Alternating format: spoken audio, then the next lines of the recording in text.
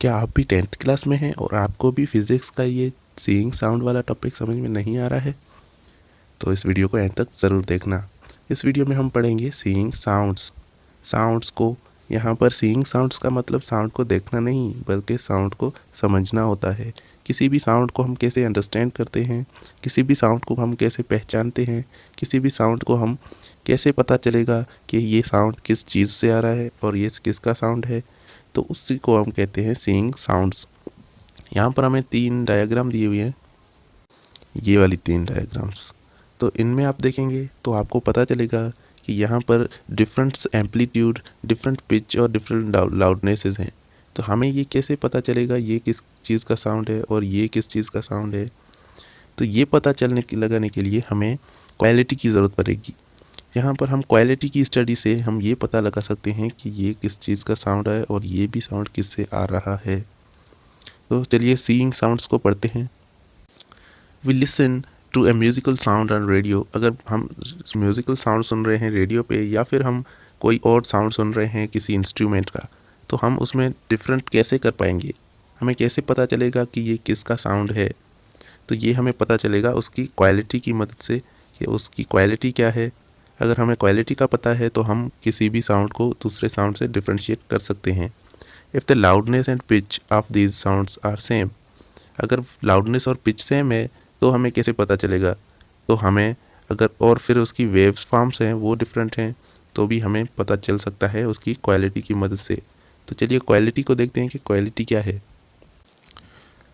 Quality की यहाँ पर डेफिनेशन है, quality is defined as the characteristics of sound by which we can distinguish between two sounds of the same loudness and pitch. अगर दो sound जिसकी loudness भी same है और पिच भी सेम है तो हम उसमें डिफ्रेंशिएट कर सकते हैं उसकी क्वालिटी की मदद से। हमें क्वालिटी की मदद से ये पता चलता है कि कौन सा साउंड किस चीज़ से आ रहा है। ये साउंड की एक कैरेक्टरिस्टिक्स है, साउंड की एक ऐसी कैरेक्टरिस्टिक्स जिसमें हमें ये पता चलता है कि ये साउंड कौन सी चीज़ से आ रहा है या फिर किससे प्रोड्यूस हो रहा है। लाउडनेस और पिच अगर उसकी सेम हो, लाउडनेस और पिच सेम हो तो भी हम दो साउंड्स में इसकी वजह से डिफ्रेंशिएट कर सकते हैं। इसे हम कहते हैं quality of the sound. To understand this let us consider the fundamental frequency of or two other frequencies. If they combine waves and oscilloscope, we will get a single waveform with two overtones in it. अगर हम दो waves को combine करते हैं एक oscilloscope में तो हमें इस तरह से कुछ दिखाई देगा, कंबाइंड वेव्स, और उसमें डिफरेंट टोन्स होंगी। तो इसमें हम देखेंगे कि लाउडनेस और पिच है क्या। हम तो यहाँ पर हमने बोला कि लाउडनेस और पिच अगर सेम हो तो हम क्वालिटी की मदद से उसमें डिफ्रेंशिएट करेंगे, लेकिन लाउडनेस और पिच असल में है क्या, हम यही अभी पढ़ते हैं। Loudness refer to the ability to distinguish between loud and quiet sound. Loudness means एक ऐसी कैरेक्टरिस्टिक्स जिसमें हम दो चीज़ों के बीच में डिफ्रेंशिएट कर रहे हैं, किसमें एक लाउड साउंड है मीन्स बहुत ही बड़ा साउंड है, दूसरा क्वाइट साउंड है, छोटा साउंड है। एक बड़ा साउंड है और एक छोटा साउंड है। छोटा साउंड है तो उसमें हम डिस्टिंग्विश करेंगे, डिफ्रेंशिएट करेंगे लाउडनेस की वजह से। लाउडनेस की वजह से हम उसमें डिफ्रेंशिएट कर सकते हैं। और पिच क्या है? Pitch is a quality of sound that distinguish between shrill and flat sound. इसमें हम क्या कर सकते हैं, इसमें एक तो साउंड बहुत ही बड़ा है लेकिन वो बहुत ही पतला है, बारीक है, और दूसरा साउंड क्या है, बहुत ही फ्लैट है, बड़ा है लेकिन फैला हुआ है, फ्लैट है, ठीक है, फ्लैट है या फिर फैला हुआ है। एक साउंड बहुत ही बारीक और पतला है, जैसे कि हम जो बर्ड्स की आवाज़ सुनते हैं ना, चिरपिंग, बर्ड्स की चिरपिंग होती है, वो बहुत ही श्रिल साउंड होता है। लेकिन हम किसी हाथी की साउंड सुने तो हमें वो बहुत ही फ्लैट साउंड सुनाई देती है। तो इसी क्वालिटी को हम कहते हैं पिच। ये ऐसी क्वालिटी है जिसमें हम श्रिल और फ्लैट साउंड्स में डिस्टिंग्विश कर सकते हैं। और लाउडनेस क्या थी, वो लाउड और क्वाइट साउंड में हम डिस्टिंग्विश कर रहे थे उसमें। तो इन दोनों की वजह से हमें क्वालिटी का पता चलता है और क्वालिटी की वजह से ही हम किसी दो चीज़ों के साउंड में डिफ्रेंशिएट कर सकते हैं। उसके बाद loudness and pitch depend upon the amplitude and frequency.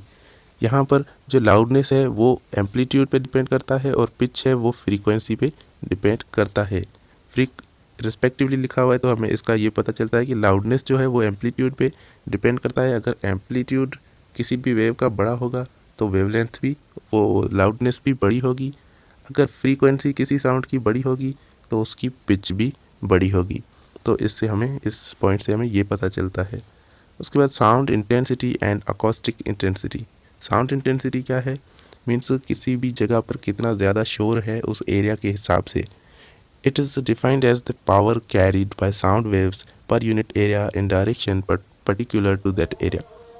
किसी भी एक एरिया में, एक यूनिट एरिया में कितना पावर है साउंड का, एक पावर जो कि साउंड की वजह से कैरी किया जाता है और उस पर्टिकुलर एरिया में या फिर पर्टिकुलर डायरेक्शन में। मीन्स एक छोटा सा एरिया है, इसमें कितना साउंड है जो कि फैला हुआ है, यहाँ पर कितना पावर है साउंड का। अगर बहुत ही ज़्यादा पावर है तो यहाँ पर ये साउंड इंटेंसिटी बहुत ही ज़्यादा होगी, अगर पावर कम है तो साउंड इंटेंसिटी कम होगी। यहाँ पर साउंड इंटेंसिटी का जो यूनिट है वो है वाट पर मीटर स्क्वायर। यहाँ पर इसका यूनिट है वाट पर मीटर स्क्वायर, ये हम पर लिखा हुआ है। तो आज हमने पढ़ा कि सीइंग साउंड कैसे हमें किसी साउंड को डिफ्रेंशिएट कर सकते हैं दूसरे साउंड से। उम्मीद है आपको ये वीडियो समझ में आई होगी। अगर कोई क्वेश्चन हो तो कमेंट में ज़रूर पूछ लेना, और हाँ, हमारे चैनल को सब्सक्राइब करके बेल आइकन को प्रेस ज़रूर कर देना। Thank you so much.